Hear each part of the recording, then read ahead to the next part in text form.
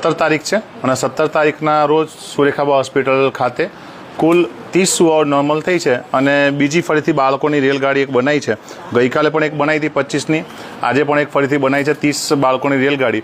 અને આપણે એક બાળકો સાથે પરિવારનો લાઈવ પ્રતિભાવ, એટલે આપણે જે કામગીરી કરી રહ્યા છે ને એ કામગીરીની વાત દૂર દૂર સુધી જ્યારે જાય છે તો અમુક ટાઈમ શંકા કુશંકાને પણ સ્થાન હોય, અમુક ટાઈમ આપણો માનવ માત્રનો એક સ્વભાવ હોય કે ભાઈ ચલો કરે છે, સાચું કરે છે, ખોટું કરે છે. અમુક ટાઈમ ઓપરેશન કોઈનું થયું હોય તો કે બધાનું ઓપરેશન જ થાય એવું લાગે.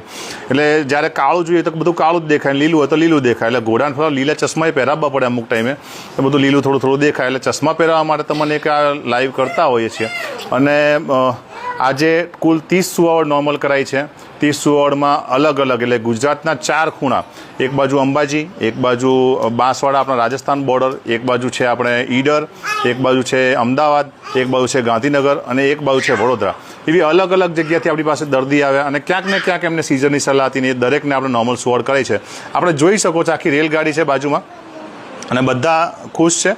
અને દરેક સાથે આપણે વાત કરશું કેમ અહીંયા આગળ આવવું પડ્યું આટલું દૂર, સંતરામપુર જેવા નાના ગામમાં આપ આવ્યા બધા, અને બધાનું સારી રીતે નોર્મલ સુવાવડ થઈ ગઈ. થોડો ઉજાગરો થયો, સવાર 6 વાગ્યા સુધી કામ કર્યું છે અને અત્યારે કદાચ દર્દી બી કોઈ નીચે બેઠું તો લાઈવ જોતું હશે.